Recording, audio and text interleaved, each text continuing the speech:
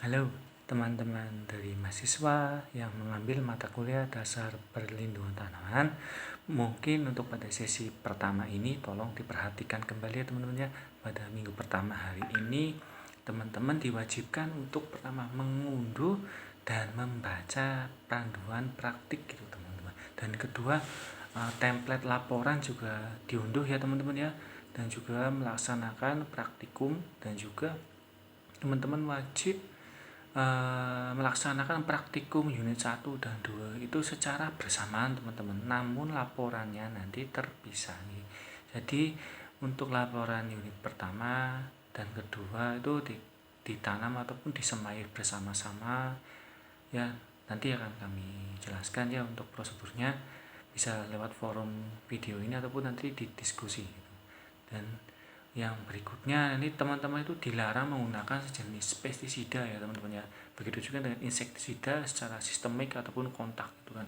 Dan juga bakterisida ataupun nematisida gitu kan. Karena sifatnya nanti akan tidak mengetahui respon hama dan penyakit apa yang akan nanti tumbuh gitu. Dan herbisida juga jangan digunakan teman-teman ya. Itu ya untuk herbisida sendiri itu kan ya untuk menanggulangi gulma. Dan tujuan dari praktikum ini teman-teman mampu mengetahui dan mempraktekkan gulma dan hama penyakit apa saja sih yang ada pada tanaman tomat dan terong gitu kan. Dan apabila serangannya itu intensitasnya tinggi gitu, dan diharapkan ya nanti akan jangan lupa dikoordinasikan dulu dengan tutor ya, dan tutor dan juga nanti akan saya koordinasikan juga dengan tim pengampu mata kuliah dasar perlindungan tanaman itu. Dan untuk ke berikutnya teman-teman diizinkan dan direkomendasikan menggunakan pupuk ya dan hormon pertumbuhan ya. Pupuk itu kayak pupuk kandang, dan hormon pertumbuhan ya seperti zat pengatur tumbuh ZPT gitu, seperti auksin, giberellin, dan sitokinin dan lain-lain gitu. Dan teman-teman diharapkan belajar ya, dan kita sama-sama belajar gitu kan. Belajar diskusi, teman-teman bisa mencarinya di literatur, artikel jurnal ilmiah, maupun di websitenya dari Kementerian Pertanian atau lembaga dinas pertanian juga, ataupun di YouTube ataupun di media sosial lainnya seperti TikTok ya. Bagaimana teman-teman yang mencari semua referensi belajar yang terkait dengan mata kuliah di dasar perlindungan tanaman.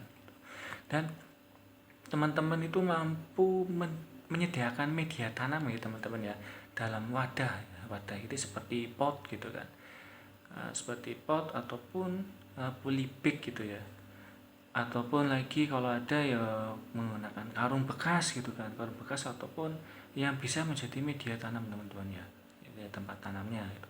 Syukur-syukur ada polybag gitu. Dan teman-teman harus mencari ya dan membeli bibit tanaman dari pasar ataupun toko pertanian ya, ataupun bisa dari online ataupun tradisional ataupun dari petani setempat. Nah biasanya kalau di desa-desa itu biasanya menyediakan toko pertanian terdekat ya, biasanya menyediakan bibit tanaman yaitu tomat dan terong itu biasanya teman-teman ya. Mungkin teman-teman bisa mencarinya. Dan kalaupun dari biji gitu kan, dari benih, itu wajib teman-teman mulai dari sekarang gitu kan. Nah gitu kan, mulai menyemainya ya kan. Dan syukur-syukur teman-teman jadi menyemai tanaman tersebut, karena dari semaian tanaman juga dapat diidentifikasi baik itu hama, penyakit, dan gulma yang endemik atau inangnya di tanaman tersebut gitu. Dan teman-teman ketika menanamnya itu benih atau bibitnya, setiap polybag itu 3 bibit atau 3 benih ya per 3 lubang benih. Pada setiap lubang diberi ya kurang lebih 2-3 butir benih lah gitu ya, nanti kan bisa tumbuh bibitnya 3 gitu kan. Dan jangan lupa nih yang penting lakukan dokumentasi ya teman-teman ya. Buatlah video klipnya, ini wajib ya teman-teman ya. Teman-teman wajib melakukan video klip gitu kan, dokumentasi atas hasil penanaman teman-teman. Proses penanaman teman-teman nanti akan dinilai ya teman-teman ya. Dan setiap foto harus berisikan informasi data tentang, pertama perhatikan ada tanggal, ada lokasi, ada juga watermark fotonya lah, dan juga ada suka-suka ada pakai kamera timescam itu ya, bisa menunjukkan lokasinya, waktunya kapan, jam berapa itu. Dan ya diharapkan juga teman-teman menggunakan HP Android atau yang bisa untuk mendukung atau diinstal software aplikasi timescan ataupun open camera. Ya biasanya di HP Android itu sudah tersedia ya gitu ya, dan settingan foto timestamp-nya gitu kan.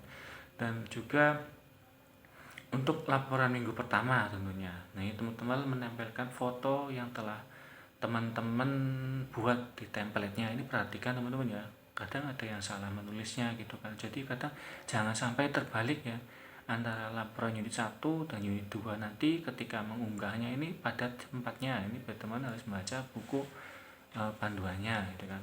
Dan juga teman-teman wajib selain wajib mengunggah laporan dan juga wajib mencantumkan link di YouTube ataupun di TikTok ya, media sosial lainnya lah gitu kan, supaya ini menjadi bukti teman-teman itu berkegiatan dari tahap awal sampai tahap akhir. Dan ini teman-teman benar-benar ingin mendapatkan nilai yang tinggi ya, selain nilai UTS dan nilai UAS ya, teman-teman wajib mengunggah laporan praktikum gitu ya, karena nilainya ini sangat tinggi sekali gitu teman-teman.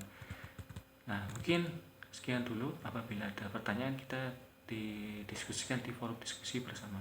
Terima kasih.